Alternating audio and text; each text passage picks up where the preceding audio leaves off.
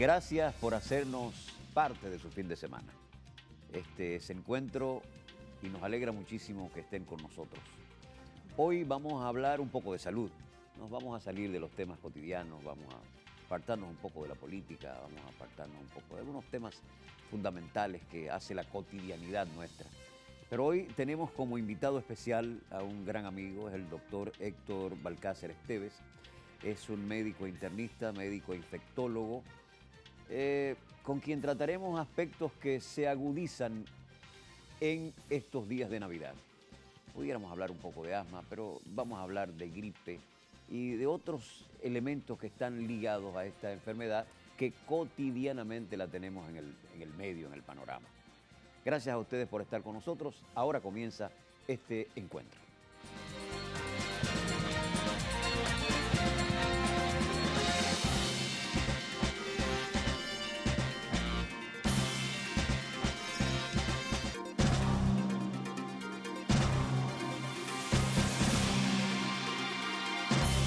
Qué gusto que nos haga compañía en esta noche el doctor Héctor Balcácer. Les decía hace un rato que él es médico internista, pero fundamentalmente infectólogo. Mucha gente como que le suena la especialidad, pero la gente no va al infectólogo. Pienso que acude a un médico general y ese médico declina y dice, no, este caso no es para mí, yo tengo que buscar una persona que tenga tal especialidad. Y la infectología es una especialidad. Héctor, bienvenido al programa. Buenas tardes, gracias señor García. Un placer estar aquí con las personas que nos miran en sus casas a través de las redes sociales hoy en día. Sí, y realmente un placer poder compartir con ustedes. Yo quiero que comencemos con algo muy simple. Yo decía ahorita que la gente, cuando tú vas al infectólogo, cuando te mandan al infectólogo, cuando tú decides ir al infectólogo, tú tienes una gripe y tú vas a un médico de cabecera y dices, bueno, doctor, mire, hágame los análisis, yo no puedo respirar, o va donde un neumólogo. Pero, ¿cuándo entra el infectólogo a trabajar por la salud de ese paciente? Lo primero que hay que decir es que la infectología, que trata generalmente cuadros infecciosos, es una rama de la medicina que comparte mucho accionar con otras ramas. Por ejemplo, la mayoría de las personas que hacen neumonía tienden a ir donde un neumólogo.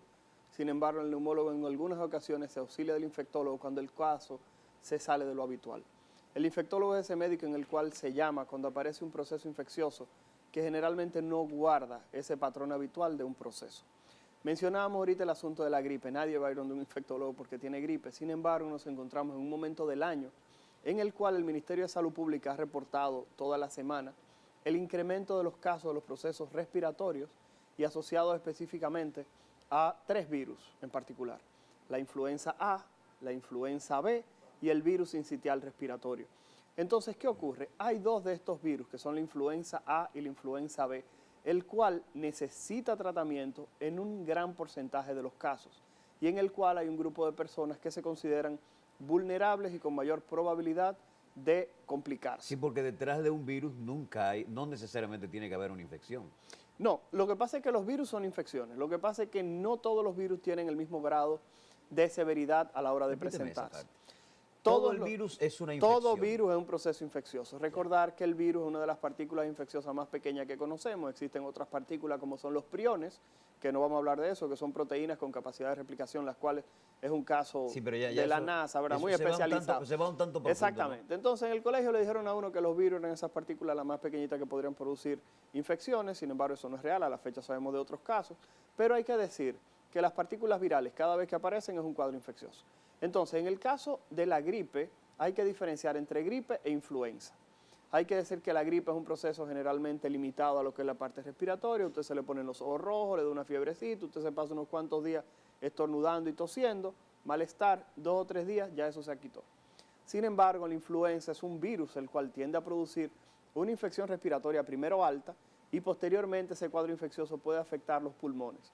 Y hay un grupo de personas, como decíamos, que tienden a tener cuadros respiratorios que tienden a ser más severos. ¿Y todo cuadro infeccioso debe ser tratado con antibióticos, por ejemplo? No, porque justamente estamos hablando en este caso de un proceso viral. La ventaja es que tanto la influenza A como la influenza B pueden responder a medicamentos. Entonces, ¿dónde está el problema con la influenza? Que era lo que quería llegar. Si alguien en la casa tiene influenza, en este caso, y hay una embarazada en el hogar, esa embarazada necesita ser evaluada por el médico aún no presente síntomas. ¿Por qué razón? Porque por experiencias previas de años anteriores y de brotes anteriores de influenza, las embarazadas tienden a representar hasta el 50% de la mortalidad en los brotes de influenza. Si usted tiene un mayor de 65 años y esa persona hace una infección por influenza, tiene mayor probabilidad de hacer una neumonía por este virus, puede complicarse con una bacteria y fallecer. Ya tenemos reportados casos de familiares de conocidos que han fallecido por tener influenza y no buscar asistencia médica. He visto que se ha incrementado el caso de personas vulnerables, el caso de neumonía, y finalmente por la edad es un cuadro seguro de muerte. Estamos hablando... ¿Por qué se está dando? Mire qué es lo que pasa. La neumonía se considera dentro de los 10 diagnósticos que producen mayor cantidad de muerte en el mundo. En algunos listados aparece en el número 6, en otros listados aparece en el número 9. Entonces, ¿qué pasa? La neumonía tiene la particularidad de que tiende a ser un proceso más agresivo a medida que vamos aumentando en edad. Es tanto así que en los Estados Unidos se recomienda que toda persona mayor de 65 años se aplique su vacuna de la influenza y se aplique la vacuna contra el neumococo, que es el agente causal más frecuente de neumonía en el adulto mayor. Son enfermedades infectocontagiosas. Son enfermedades infectocontagiosas. Entonces, ¿qué pasa? Cuando hablamos de este tipo de procesos, mencionamos de que todo paciente que tiene un cuadro infeccioso que no responde al tratamiento convencional debería buscar asistencia en su médico de atención primaria, y si el paciente se sale de los parámetros habituales, ese médico, como usted bien decía, lo va a referir al infectólogo para que tome cartas en el asunto. Hay algunos casos en los cuales los infectólogos somos el médico de atención primaria de inmediato, como son aquellas personas que viven con VIH, que frecuentemente van al consultorio para buscar asistencia con esta condición de salud. Personas que, por ejemplo, tienen infecciones de transmisión sexual. Hoy en día, una de las situaciones más frecuentes es que un hombre o una mujer tome una infección de transmisión sexual y esa persona entienda que quizás los servicios que le pueda brindar su médico de atención primario, quizás siente vergüenza, van directamente donde el infectólogo cuando tienen algún resultado positivo. Estamos hablando de que a la fecha se reconoce que los casos de sífilis van en aumento en todas partes del mundo, los casos de gonorrea, sobre todo los que no responden a los tratamientos convencionales, los casos de clamidia, que muchas personas no saben que es la infección de transmisión sexual más frecuente desde el punto de vista bacteriano, y algo que se ha convertido en esa gran pandemia a nivel mundial, que es la infección por el virus del papiloma humano, el cual ha causado mucho temor, sobre todo en aquellas personas que han tenido relaciones sexuales sin protección y tienen una pareja fija. Esa parte yo quisiera tratarla con estadísticas, pero déjame hacer, digamos, una denuncia contigo y a ver qué tú puedes decirme. En algunas oportunidades se me ha dado la información de que llega un paciente a un UCI, a una unidad de cuidado intensivo, a lo mejor llega en condiciones que no son las mejores, lo colocan ahí, luego de una neumonía, resulta que en el cuidado hay una bacteria que lo ataca y definitivamente muere. ¿Por qué ocurre generalmente eso en ese tratamiento, en ese lugar específico, en el cuidado intensivo? Mire, la neumonía, como decíamos, es un proceso inflamatorio causado por algún microorganismo que generalmente afecta el pulmón o cualquier parte del tracto respiratorio bajo. La neumonía tiende a ser tan agresiva porque recordar que necesitamos el oxígeno para poder vivir. Recordar que la forma como adquirimos el oxígeno lo hacemos a través del pulmón. El oxígeno entra al pulmón y a través del pulmón se va a la circulación y de ahí va a todas las partes del cuerpo. Cuando el pulmón simplemente se daña, que sufre algún tipo de agresión, ese intercambio gaseoso entre el medio y la sangre simplemente deja de ocurrir. Entonces, a medida que vamos envejeciendo, perdemos dos cosas. Uno, perdemos parte de la función del pulmón. Número dos, perdemos parte de lo que es la función del corazón, que es necesario para bombear esa sangre que acaba de recibir el oxígeno. Y un tercer punto, disculpen que solamente dije dos, hay que decir que el sistema inmunológico de una persona, a medida que va aumentando en edad, también va perdiendo funcionabilidad. Muchas veces olvidamos que el sistema inmunológico forma parte del individuo y así como el individuo va envejeciendo, asimismo su sistema inmunológico también va disminuyendo su capacidad de brindar una respuesta frente a algún tipo de agresión. Y la agresión en este caso son los organismos que están provocando el cuadro inflamatorio. Cuando la neumonía tiende a ocurrir dentro del hospital, se reconoce como la primera complicación que causa muerte en pacientes hospitalizados desde el punto de vista infeccioso. La primera. Pero me preocupa algo. Dígame usted. El lugar donde se trata la enfermedad. ¿No pudiera quedar alguna Sí, sí, algún microorganismo en el medio regado que al final de la jornada llega un paciente que a lo mejor no esté en las mejores condiciones y que no llegue tan afectado como ese que murió y que lo encuentre, que se le agudice su cuadro ahí? Por eso a la fecha muchas unidades de cuidado intensivo se están diseñando con la capacidad de aislar un paciente de otro. Y vemos que muchas de las unidades de cuidado intensivo tienen cubículos separados, donde se tiene un paciente con ventilación aparte para justamente evitar que las secreciones de ese paciente y el contenido de ese paciente contamine a las demás Pero no personas. están en el aire esas secreciones de ese paciente. El problema es que si ese cubículo tiene una ventilación independiente, se conoce como presión negativa, que es justamente que todo el contenido del aire llega por un sitio y sale por otro. Hay unos filtros que se llaman como EPA, no sé qué cosa. Es lo que le comento. Se llama presión negativa, que es justamente tratar de mantener ese cubículo con un flujo de aire que no contamine a los demás, que esté fuera de lo que es el flujo del aire común de las personas que están en ese espacio. Por eso es que en infectología, en lo que es medicina, siempre se hace mucho énfasis en el lavado de manos, en el cuidado de la ropa, en no utilizar el mismo estetoscopio en todos los pacientes. O sea, hay varias cosas que se tratan de salvaguardar en ese tipo de espacios. ¿Cómo se protege el médico? Ese es uno de los problemas. Ese es un dolor de cabeza terrible. Sí, yo siempre... O sea, ¿cómo se protege el médico y los familiares del paciente, además? Mire, yo siempre relajo mucho con eso. Y cada vez que escuchamos que dicen que Papá Dios y la Virgen de la Altagracia viven allá en Higüey, yo creo que tienen razón. Realmente el personal de salud en nuestro medio está en ocasiones un poquitito expuesto a casi cualquier proceso, pero entiendo que no es solamente en República Dominicana. Un ejemplo que podemos tomar es que a la fecha tenemos en África otro brote de cólera, al cual no se le ha dado el mismo seguimiento que se le dio al del 2014. En la prensa recoge que realmente no se habla de esto, independientemente de que tenemos casi la misma cantidad de casos en un periodo de tiempo menor. Estamos hablando de casi 600 casos de ébola en África, que nadie ha mencionado mucho. Delicada. Es significativo, es una patología que tiene una mortalidad cercana al 30%. Entonces, ¿qué ocurre? Cuando uno observa cuáles fueron las personas que murieron de ébola, dentro de ese patrón de fallecimientos está el personal de salud, médicos y enfermeras. ¿Por qué razón?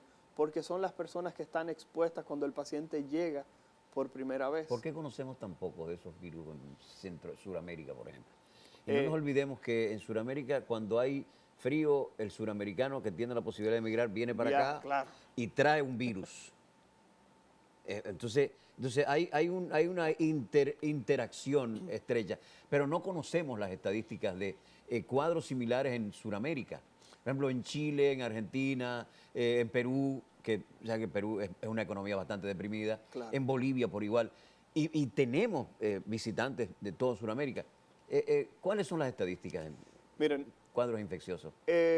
A pesar de que yo como infectólogo voy a declarar algo, este año se inició lo que fue la campaña de que las personas se vacunaran contra la influenza a partir de octubre, porque es la fecha en la cual recibimos la vacuna en República Dominicana, puesto que tenemos un comportamiento muy parecido a lo que los Estados Unidos, que más o menos en otoño que inician la vacunación a todas las personas contra la influenza. Hay que decir que la República Dominicana se reconoce como un país que tiene brote de influenza durante todo el año, justamente por la conducta que usted acaba de decir. Por tal razón, se procede a vacunar al paciente en octubre y el paciente tiene que volver a vacunarse en octubre para usted protegerse. Eso que usted acaba de decir, mejor de ahí no lo puedo expresar. Nosotros recibimos personas de clima frío con incremento de los casos de influenza. Todo el año. Todo el año. Y la Estamos en el centro. Y la República Dominicana se reconoce por esa situación. Por tal razón, a pesar de que nosotros tenemos esa conducta y yo comencé a promocionar la vacunación de la influenza a partir de octubre, se supone que la vacunación de la influenza se podría hacer en cualquier momento en República Dominicana, porque nos mantenemos con virus circulando a cada momento. ¿Por qué nos damos cuenta más en esta fecha de Navidad de que tenemos incremento de los casos de influenza? Porque, bien es cierto, tenemos una población mayor que viene de Estados Unidos que de la que viene del Cono Sur. Entonces, ¿qué ocurre? Tenemos una mayor cantidad de visitantes que en esta fecha incrementan los casos de influenza en nuestro territorio. Muchas personas se habrán dado cuenta de que hay un aumento de los casos de gripe, pero no solamente de gripe, sino de casos de gripe que tienden a dejar una secuela, que la gente va al consultorio y me dice, doctor, o me escriben por WhatsApp, doctor, o por las redes sociales, tengo una situación. tengo una gripe que hace 4 a 6 semanas estoy tosiendo como un loco y no se me termina de quitar esta gripe. Posiblemente esa persona lo que padeció fue un cuadro de influenza que le afectó el pulmón y esa persona todavía se encuentra en una fase de recuperación. Ese es un tema que yo quiero que tratemos en el próximo segmento. Pero mientras tanto, quiero preguntarte algo. El virus de la influenza es mutante. Sí. Me imagino que el virus del año pasado no es el mismo virus de este año. Entonces, ¿cómo se puede lograr vacunar cada año frente a un cuadro distinto totalmente? Y eso, yo siempre como no he pensado, digo, pero ¿por qué? Mire, ese es uno de los grandes retos que tiene la medicina y más que nada lo que se trata de hacer es lograr un modelo de computadoras en el cual se logre conjugar la mayor probabilidad de que ese virus sea el que circule en una población. Eso es lo primero, es un modelo. Hemos tenido años donde la vacuna tiene una cobertura muy baja, por ejemplo, el año pasado la vacuna, y hace 2 años la vacuna que se estaba aplicando solamente tuvo una cobertura de alrededor del 30%, pero este año se estima que la vacunación que se va a aplicar, por lo menos en República Dominicana, la cobertura supere cerca del 65 al 70%, y lo podemos ver, la vacuna que tenemos a la fecha protege contra el virus de la influenza B y protege también contra el H1N1, que es la cepa que el Ministerio de Salud Pública ya reconoce que está circulando en territorio dominicano. O sea, realmente la vacuna de hoy en día es bastante efectiva.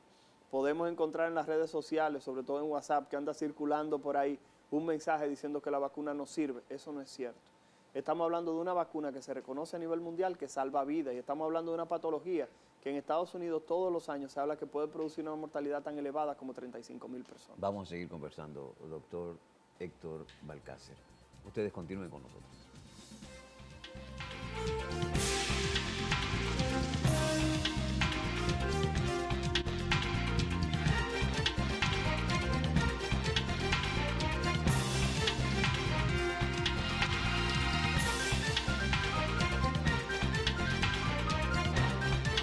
En este encuentro de hoy contamos con la presencia del doctor Héctor Balcácer, médico internista, infectólogo. Doctor, parece como que la gente definitivamente no le tiene mucha confianza a la vacuna contra la gripe. Y hay mucha gente que dice, ¿para qué me la voy a poner si a lo mejor no es esa el cuadro que se presenta conmigo y por qué yo me voy a vacunar contra una gripe que a lo mejor a mí no me da? Pero todo el que se vacuna, digamos que en este periodo aparta la gripe, no le da gripe, o pudiera darle un cubo a la gripe, pero muy ligera. Vamos a hablar. Recordar que hay que diferenciar entre gripe e influenza. La gripe, resfriado común, lo producen un grupo de virus que no tienen vacuna. Pero repito, son cuadros respiratorios que tienden a ser leves. Es ese cuadro en el cual usted le da un muermito, como dice la gente aquí, usted está moqueando, está estornudando, usted se siente mal un par de días. Versus el cuadro de influenza, que es un cuadro en el cual las personas dicen, pero esta gripe me ha dado malísima. Hay algunas personas que ahora tienen un relajo y le están llamando y que la gripe de Poliplas. No sé si usted lo ha visto, sí, ya la gente comenzó a relajar en la calle, de que le dio la gripe Poliplas. Entonces hay que decir que aquí siempre le han puesto nombre. Y ahora la gripe Poliplas se ha agudizado con un gas. Exacto, con un gas. Bueno, sí. Entonces hay que decir que realmente siempre se le ha puesto nombre a esos procesos gripales. Todo el mundo ha escuchado hablar, en un momento a la gripe le llamaron la convención, en otro momento le llamaron la polémica. Estamos hablando de que cada cierto tiempo aparece un cuadro respiratorio que se va fuera de lo convencional. Entonces, ¿qué pasa? Esta vacuna hoy en día es bastante efectiva, previene cuadros respiratorios importantes, pero no va a evitar que usted le dé gripe. Lo que va a evitar es un proceso respiratorio que puede ser severo, que se llama influenza. El error está en que las personas, por tratar de privar en finos, cuando le da gripe o resfriado común, dicen, fulanito tiene influenza. No, la influenza es un virus específico. ¿Cómo la diferenciamos que produce específicamente? Con la sintomatología de cada una de las dos. Por ejemplo, la sintomatología fundamental de la influenza. Miren, la influenza tiende a producir cuadros febriles mayores que lo que produce la gripe. Generalmente una persona con gripe 40 grados.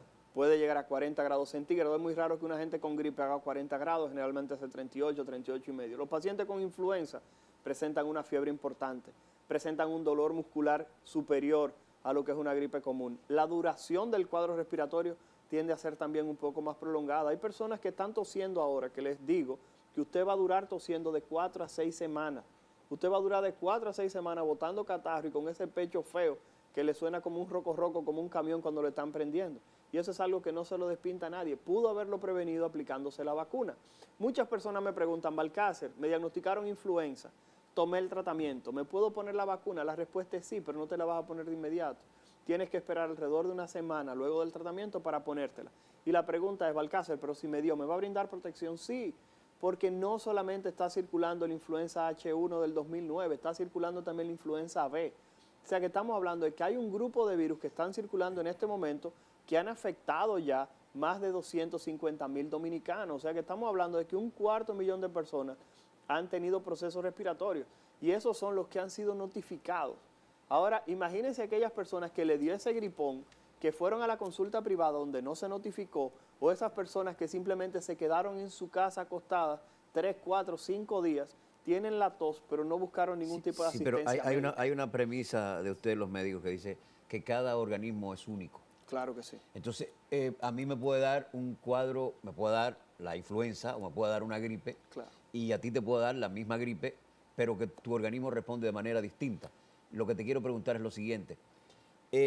Hay personas que pudieran presentar un cuadro clínico, digamos, difícil con el virus, no sé, qué sé yo, la influenza o la gripe cualquiera, y pasarlo en su casa con tratamiento casero y terminó y se fue y no hubo ningún inconveniente. Sin ningún Pero tipo hay de otros problema. que sí tienen necesariamente que ir al médico. Claro que sí. ¿Cuándo se agudiza el problema? Excelente. Esa es una pregunta básica para aquellas personas que nos están viendo. Balcácer y en el programa Encuentro están hablando con el señor García de influenza. Sí. ¿Qué personas necesitan salir no corriendo, pero que sí debe priorizarse para ponerse la vacuna? Mayores de 65 años, menores de 5 años, embarazadas, pacientes fumadores o que duraron mucho tiempo fumando y se despiertan toda la mañana con ese roco de fumador y la producción de catarro. Aquellas personas que tienen problemas cardíacos, estamos hablando de personas que tienen el corazón grande, que su médico le dijo alguna vez que usted tiene una insuficiencia cardíaca, pacientes diabéticos, VIH positivos, sí, los VIH se pueden vacunar con esta vacuna intramuscular de la influenza sin ningún tipo de peligro.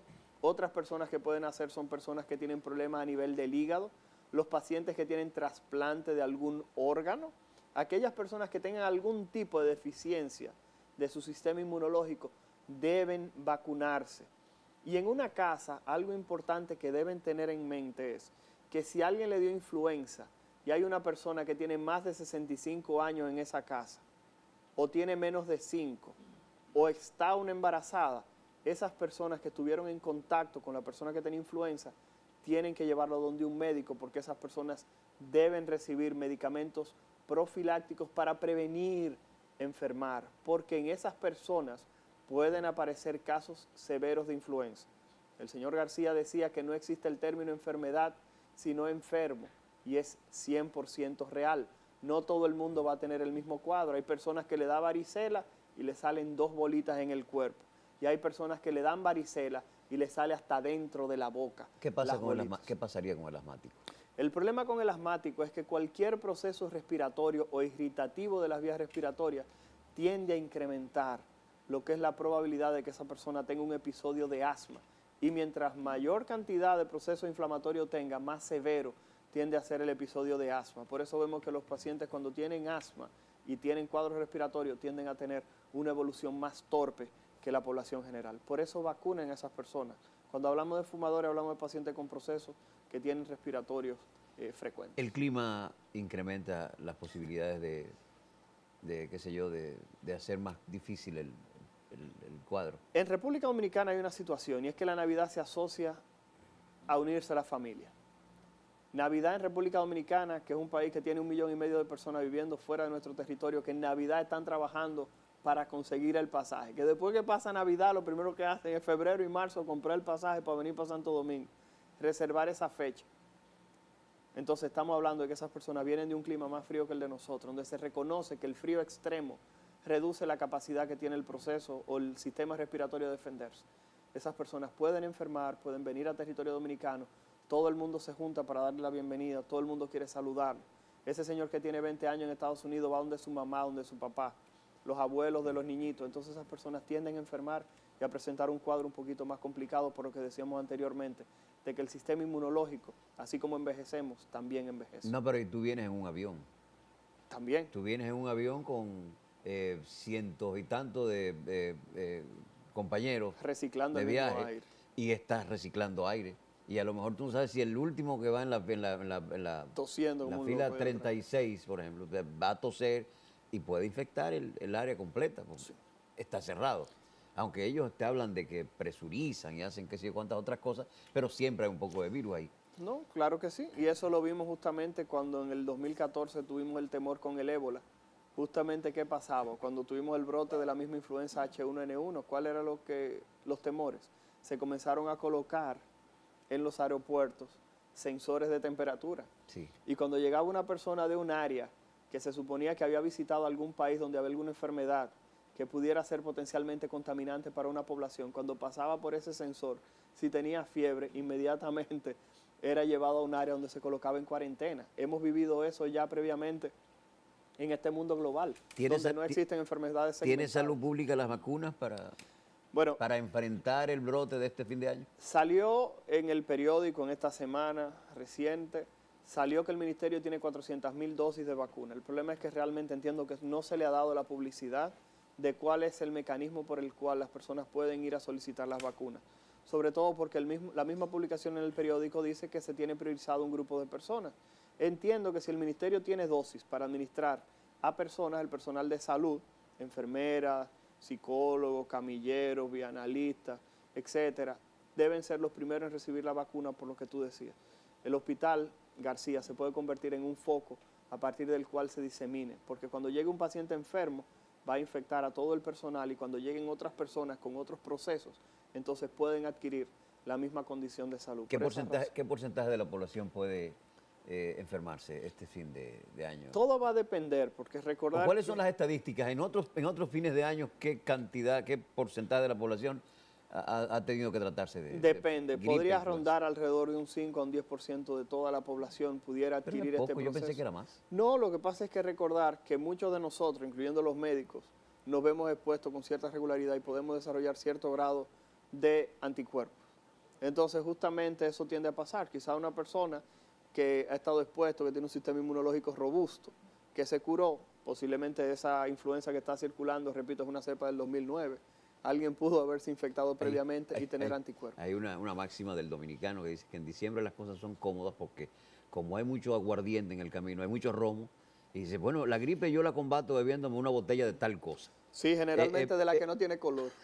Generalmente de la que no tiene color, del ron que no tiene color con limón. ¿Qué tanta verdad puede ser eso, No, realmente... Y si el limón a lo mejor pudiera ser bueno, el limón te pudiera irritar las paredes del estómago, pero a lo mejor te ayuda, porque tiene vitamina C, de alguna manera, ¿no? El problema es que la vitamina C no ha demostrado que ayude en disminuir los casos. No me desmontes ese santo. No me diga que toda la vitamina C que yo me tomé en una oportunidad en unas tabletas No sirve para amarillas. absolutamente nada que no sea usted orinar. Nada un más, poquitito más. Y con un color. Y con un colorcito, con sí. un colorcito Le da un color diferente. a la orina. No me diga una cosa, No. no me desmontes ese santo. No sirve para absolutamente nada. Los estudios no han demostrado que la Entonces, ¿qué es lo que vitamina sirve C- para la gripe, en resumida cuenta? O sea, ¿cuál es la vida que debemos llevar para evitar ser agarrados por este virus y que nos tumbe? ¿Qué es lo que tenemos que hacer para eso? No simplemente vacunarse. Yo soy de las personas que propongo que usted tiene que hacer un presupuesto de salud todos los años.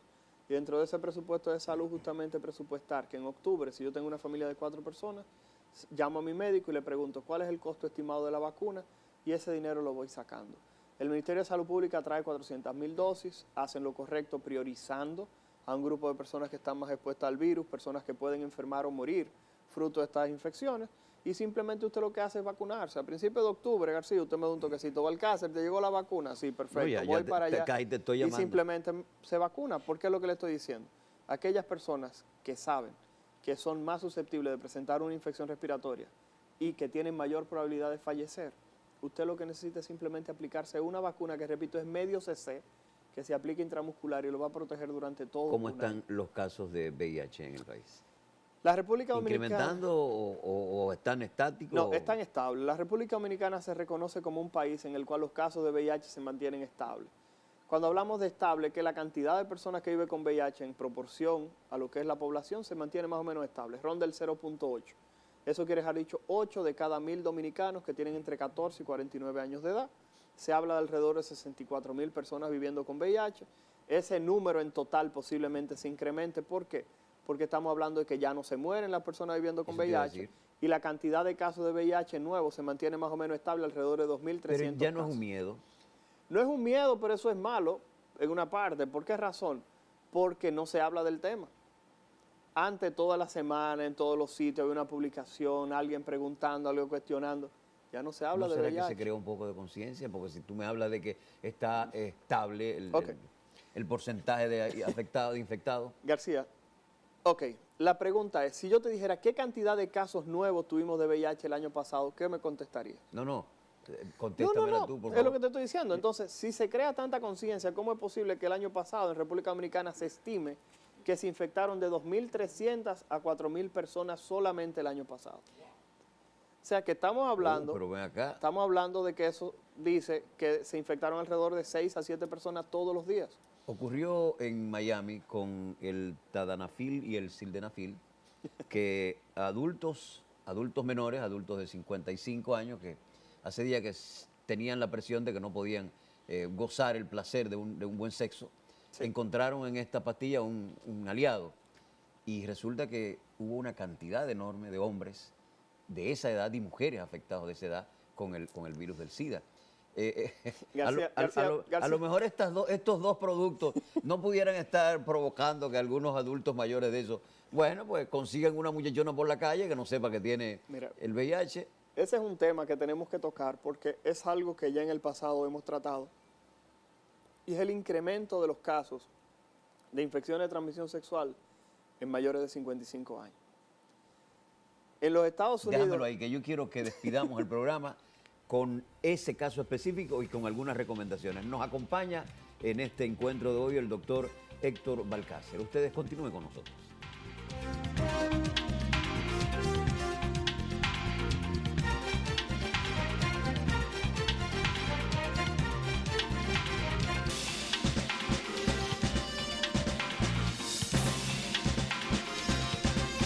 Como resultado de un acuerdo de colaboración interinstitucional entre el Departamento Aeroportuario y el Centro de Operaciones de Emergencia, fue donado al organismo de socorro un sistema de alta tecnología sobre la plataforma IP que le permitirá al COE mantener comunicación en tiempo real y directa con cualquier comunidad dentro del territorio nacional. El sistema permite el intercambio de información bidireccional y transmisión de audio, video y data mediante conexión satelital en cualquier localidad del país que se vea afectada por la embestida de algún fenómeno natural, aunque el evento haya provocado el colapso de redes eléctricas o antenas telefónicas. El acto de entrega del moderno sistema de comunicación fue realizado en la sede del Centro de Operaciones de Emergencia con la presencia del director ejecutivo del Departamento Aeroportuario, el licenciado Marino Collante Gómez, y el general Juan Manuel Méndez García, director del COE. Collante manifestó que con la donación de los equipos se establece un espacio de cooperación y pautas de protección recíproca entre ambas instituciones para beneficio de todo el pueblo dominicano. De su lado, el general de brigada Juan Manuel Méndez García, director del Centro de Operaciones de Emergencia, agradeció el donativo, el cual calificó de suma importancia tras indicar que el mismo servirá para fortalecer las capacidades técnicas de la institución. El Departamento Aeroportuario y el COE acordaron también desarrollar acciones conjuntas y respaldo logístico tendentes a reducir los riesgos que puedan afectar el sector agropecuario. El doctor Héctor Balcácer nos hace el favor de acompañarnos en esta noche. En la parte final, doctor Héctor, vamos a volver con el asunto del SIDA, pero yo quiero algunas recomendaciones en esta época en que el frío se incrementa, en que hay problemas, por ejemplo, como en el caso mío particular, que hago cuadros esporádicos asmáticos y que estoy en la línea de espera de que en cualquier momento tengo que hacer algo. ¿Qué podemos hacer? Con el caso del SIDA específicamente y lo que provoca la festividad navideña, el desenfreno, el mucho romo, el contacto, la persona que llegó a Nueva York, la muchacha que, bueno, el campo, la cosa, tú sabes todo eso. ¿Qué podemos hacer? Bueno, lo primero que hay que decir es que para el VIH existen 3 letras, A, B y C. A, la abstinencia. Si usted no tiene edad suficiente para tener relaciones sexuales o tener una relación sexual que esté protegida o bajo lo que es el consenso de protección, que ambos sepan cuál es su estado serológico, es preferible que no tenga relaciones sexuales. Sabemos que eso es difícil, sin embargo, tenemos que hacer la recomendación. Número 2, está la B. La B significa be faithful en inglés o ser fiel. Si usted tiene una pareja y ustedes llegaron al punto intermedio en el cual van a tener relaciones solamente ustedes, traten de mantenerlo de esa manera porque cada vez que aparece una pareja dentro de la relación, usted se está acostando con todo el pasado sexual de esa persona con la que usted está teniendo relaciones. Tercero es la C, que es el uso del condón o el preservativo. Recordar que hay algunas personas que le van a meter en la cabeza que el condón o el preservativo no es efectivo para prevenir el VIH y eso es mentira. Si el preservativo se utiliza de una manera correcta, es casi 100% efectivo previniendo el VIH. ¿Por qué razón? ¿Por qué hablo del 100%? Porque hay personas que solamente se ponen el preservativo cuando van a eyacular y se pasan todo el tiempo teniendo relaciones. Usted acaba de entrar en contacto con las secreciones de esa persona y usted pudiera adquirir cualquier ITS. O sea que el preservativo se lo tiene que poner de que va a comenzar la relación sexual. Número 2, no tenga el preservativo dentro de la guantera del carro. Cuando usted lo parquee, como decimos aquí, en el tetero del sol, ese preservativo se va a dañar. Tercero, no lo tenga en la cartera. Cuando usted tiene un preservativo en la cartera y se siente 80,000 veces sobre él, llega un momento que cuando usted lo va a usar, ya ese líquido que es lubricante, cuando usted le pone la mano está vuelto un polvo. Y por último, trate siempre de entender que hasta que ambos en una pareja no se hacen las pruebas, ustedes no pueden suspender el uso de la protección. Héctor, qué bueno un diálogo contigo y me imagino que todos quedamos edificados. Yo y todo el teleauditorio de este encuentro. Gracias a ti por sacar este tiempo. Héctor Armando Balcácer Esteves es médico internista y médico infectólogo del Hospital Dr. Salvador B. Gautier. Gracias, Héctor. Un placer. Hay una familiaridad enorme. Un gran placer para ustedes y feliz fin de semana.